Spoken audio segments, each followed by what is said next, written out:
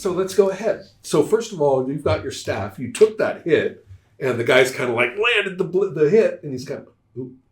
And I'm like, Yeah. And it's like, oh, he didn't go anywhere. Yeah, I was still No here. cell. I did not go back. That's right. And he made his roll and no cell, and it's like, okay. So, and I'm like, what's it up? yeah, excellent. Yeah, so I hit back. Let's name a spot or take the body. The body. Okay, so no penalty for that. You will be decreasing by your the points though. Those 12 points did hit. The endurance index is that. Current level of fatigue. Oh, right. That's right. We do take the injury and fatigue points, which at this point is 12. The fatigue points. Right. So that's 12 is there. So write injury points. Injury Right. point. Injury points are here. Injuries location. So right here, you would write abdomen. Below groin could be like a... Yeah, there it is. Yeah. Oops. And then let's see. Over here, I think you write just 12. It's worse. Yeah. So you see that 12 doesn't go away. No. So that's kind of nice to know, right? That when you do something, even if he didn't sell it, it doesn't mean that it didn't happen. I'm still injured. I Right, just don't it did really happen. show it. Right, and you didn't have an immediate effect. No. Yeah, because you had to take a shock roll. I mean, you could have fainted. Yeah. Right. Here. Physical penalty, the sum of encumbrance, injury, and fatigue. And I think that actually, God, that's going to hurt. That's 12 points down. And I don't think that's endurance index. That applies to rolls of that, the shock rolls, the stumble rolls, and stuff like that. I think that that's actually the points. I think you're losing 12 points. So, and encumbrance at this point, we're going to put at 1. Okay. So technically you're at 54, right? Or whatever your... My staff skill is a 54. It is a 54? Yes. So it would have been a 53 that we were rolling because you had an encumbrance of 1. Yes. So you should write that down. Yeah. Okay. And the total physical penalty you can write down. Yeah, then total physical penalty at the moment happens to be 13. The endurance index doesn't... Not at this point, no. No, I don't think so. Homework. Right. But I don't think so. Because it's already that's a derivation of that. So that's already messing with you. So that's not going to mess with you too. I understand. Okay, so therefore, you are at minus 13. Therefore, you have been knocked down to a 40 points. 40 points to hit. And... 41. Yeah. 40, okay, fine. 41, whatever. One entire percent. Thanks, everybody. If I did the 41, it doesn't matter. It might. Remember all those? yeah. You guys weren't there yesterday. The misses by 1. The battle with the Terminator android. I know. Okay, that happens all the time. Yeah, there were several that were quite heartbreaking during yesterday's I haven't play. done Dallas. It's the way it goes for me. Oh my God, Always. the most beautiful boxcars I've ever seen. That's nice. And no other penalties because strike location was just body. Generic. Right. Yeah. Right. Generic body. That's a aim. Yeah. No aiming. Well, you're aiming, but You hit somewhere. you're going for the center of mass, basically. Yeah. Okay, so let's go ahead. And this guy is using your ability right now, which is the... Your skill, but... Isn't it dodge? Oh, yeah. Oh, right. What is he doing? I don't know. Right. He will be doing the dodge, right? But remember, I gave him a 12, so he's got a 60 on dodge. But I don't want to do dodge. Wow. He dodged. I want to do something else. Give me a defense for this guy, right? He's trying to work on his staff, right? Yeah, you can counter. Block. He'll block.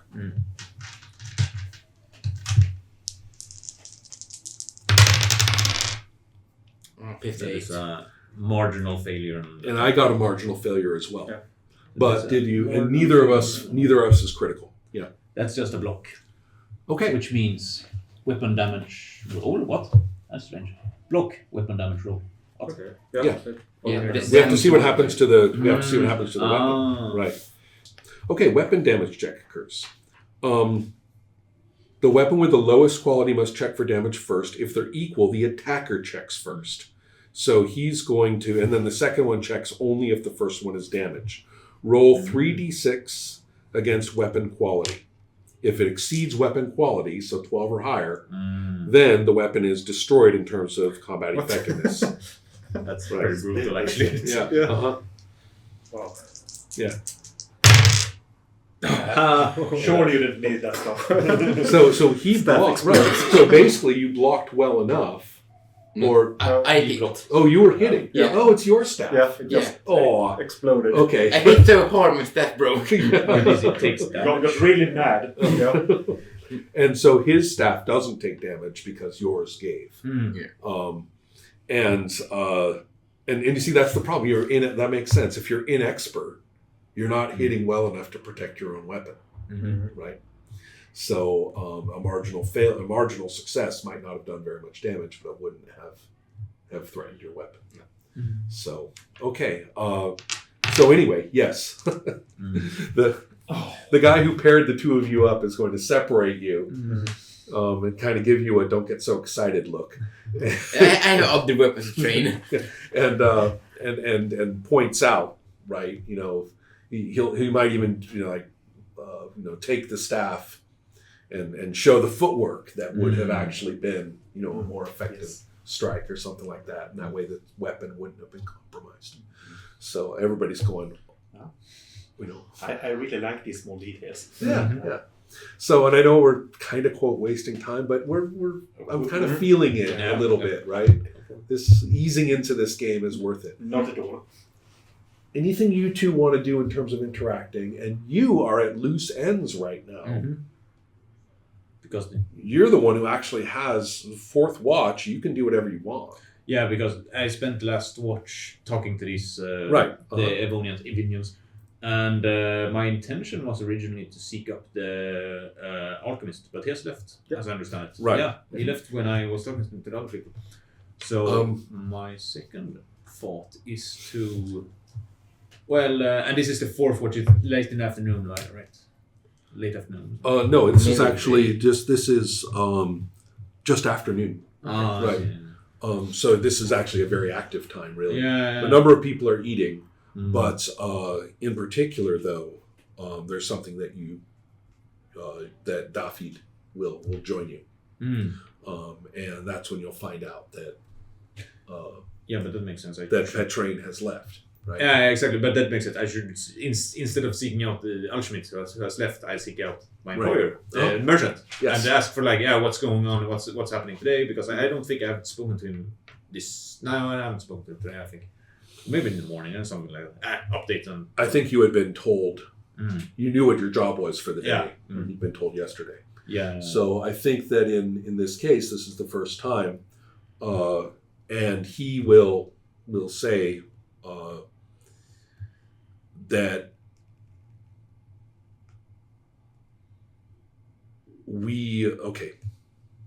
says we have a good opportunity here. At this point, Petrain is going to be fetching some substances that I think will be very useful to our constable. Hopefully, Petrain will stay with us through the season. And work on this stuff here. Now, this is very important because the constable is kind of taking this opportunity to demonstrate to the religious leaders in town that they can't throw their weight around. They can't call down, the order of the Roving Doom or the order of the Copper Hook or, any of these people these are all Agric orders that represent different lords and keeps. They're part of the politics, which means somewhere like Waseda could be leveled by one, and then next week be leveled by another, right? Exactly. So the constable would like to think that they're protected by the Earl at Tormau, but that's a long way away. Yeah. And so he's really trying to strengthen things here. That means he's not going to let anybody showing up saying, I represent the Church of Agric. Yeah, right, you and 3 other fanatics will hate each other. right? He's not going to let any of them push him around. No. This is a good time Yeah. to set this up. Everybody's busy out there, as we talked about. Yeah, but that establishes our position with the merchant position here. Right. We are firmly in the court of the constable. We are like... Absolutely. Yeah. Right. That's where he's coming from here.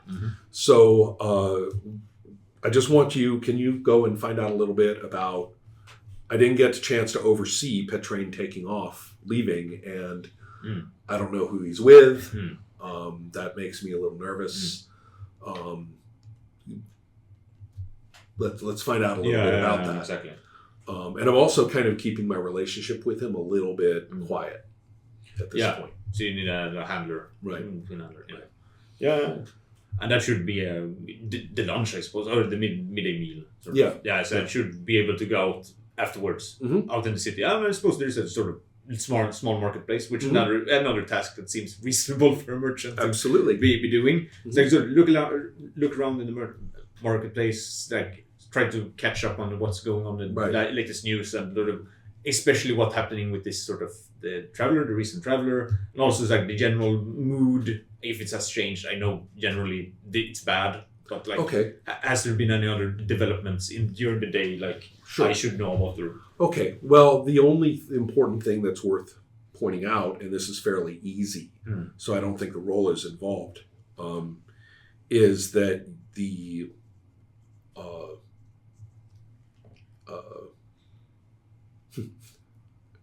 you're reassured, by someone who knows you. It's like, Osquin, don't worry.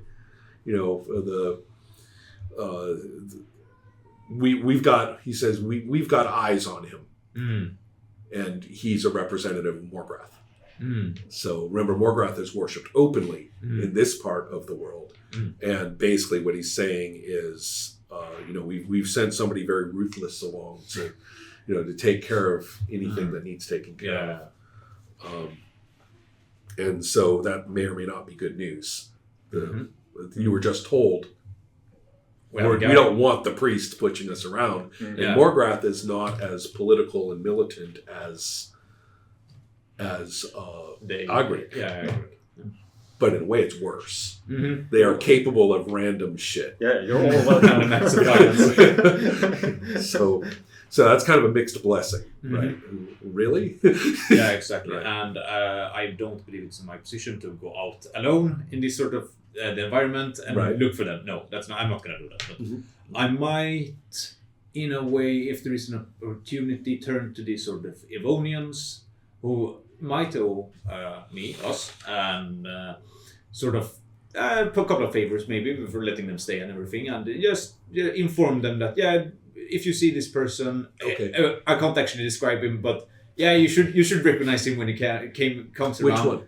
The alchemist. Oh yeah, which I haven't met, so I can't describe him. You've probably seen him. Yeah, all right, you see him around. So if this guy gives you a description, like fine clothes, out of towner, smells just flowers. as you smells like flowers, talks about beard too shiny. Right. Yeah. And if you just keep an eye on him, he's an associate to this merchant house. It really wasn't my image train, but it is now. Okay. So if I just have an opportunity, like with the captain of this sort of vessel, and and that's, I suppose that's what the midday sort of watch is. Right. Something like that. Okay. One thing I want to do to be sure about is that we not forget relevant skills, and that's why I wanted to have these skill lists just kind of lying around, so that we know that what skill might be interested. This is intrigue. You have to make an intrigue check. Yeah, makes sense. Partly, everything I just said, you'll get with any degree of marginal failure or success. Let's see what happens with a critical failure. There will be social backlash. Exactly. Yeah, that's it. 54. So it's a 39. Okay, it went out. So it's a marginal success. Yeah. Okay, so that means you're going to find out what I told you, and you'll also get the details. Not the critical success. I know what I would tell you, but with a marginal success as opposed to a marginal failure, which is just knowing the basics, like I said. Yeah. and being sort of bluntly and not being able to get any further. Yeah. That's what a marginal failure would be. Mm. But in this case, with a marginal success, you'll also learn everything I said about where they're going, and oh, well, that means it will take this long, and you're familiar with the area. So now you've got it mapped. And I probably know the guy who sent with the ruffian, the sort of the guerrilla that they sent with. Yes, and where is my sheet? Funny you should mention that. Mm-hmm. That's right. I wanted to have him be a sibling, but the luck of the draw and who died and who didn't. They're from the places where the merchant has been. There is no sibling of a player character, male sibling of a player character. So, and perhaps that might have been a little too weavy, but I checked. But no. So no, Derniel is nobody's sibling importance at this table, but he is a local tough guy who's elbowed somebody in the face at least once. I probably know him. Yeah, you probably know him. And fought him. Yeah. And so probably. Yeah. And so Derniel is who that guy is, but he's a reliable thug. So there's no he'll do what he's paid to do. Exactly. Right. So that's good, right? Yep. Yeah, best kind of person. Yeah, best kind of person. Yeah, but Petrain is obviously, picks his... has a good eye for this sort of thing, and right? that makes the point. Money, is that actually explicit in this? I suppose it's just how it is. Yeah, you know how it is in these cultures that role-playing games would have it just be like, clink, clink. Yeah, right? Come on, we know that's not how it was. Somebody like Petrain or David would be using coin, and the coin is... It's kind of like you're showing that you're loyal to the king and Golotha if you use those or insist that we use those. But there's a whole lot of other ones around. And here I would say that the earls probably have their own stamp. Yeah, they mint their own. Yeah. But not very much of it. No. And you use that stuff mainly to pay merchants who are not locals, but traveling, merchants with contracts and things, and also with anonymous pay to soldiers. They're captains. Anyway, you wouldn't give it out to the soldiers, but you would give it to a captain. And that's what coins are mostly used for. Barter is a much more sophisticated phenomenon than just, 2 chickens for a goat or something. So it's more a matter of, it's actually fairly systemic debt. So in a way, the temple that you swear to, that you're most committed to, those people are actually monitoring your community debt. That's kind of what they're for. So, besides murdering people, they are. So well, yeah. They keep a ledger. Yeah. And like I said, the rules, one limitation of these rules is they're a little too focused on the exotic side of the religions, and I kind of would like to know more about the day-to-day practices of the murder cult. What do you do? Exactly. What's like what do you do on the not holy days? Like they would do in real life, just keeping track of normal bookkeeping. We're in the minority, like in handling the dead, the boring stuff. Exactly. Yeah. That's the. But that's a good point. I might have a contact with sort of the notary at the local monasteries. Well, the Morgrath one, as I said, they meet out of like a home. So the local equivalent of priest, but it's not that. No, he's not that. I mean, you know what? He probably would be ordained as a priest of Morgrath, but he's not. But we didn't have a local version of that. That he came traveling. Oh, the big one does. Yes, the big one does for the holy day. You're right. Yeah. So there's like a high level acolyte. Yeah. I would say like second circle or something, but hasn't been taught any spells. Yeah. Maybe. I got to work that guy up, but he is otherwise just a guy, right? But yes, you would be able to talk to him if you wanted. Back to you guys in Third Watch. I ran over you. I'm gonna cool off from training. So like sit down on the side, just take a breath, maybe drink some water if there is any. Yes, so I will sidle up Yeah, to you. And Of course. Of course, I don't know, there is that, okay, it's me, hello, Yeah, okay, right. I was cheering for you, and then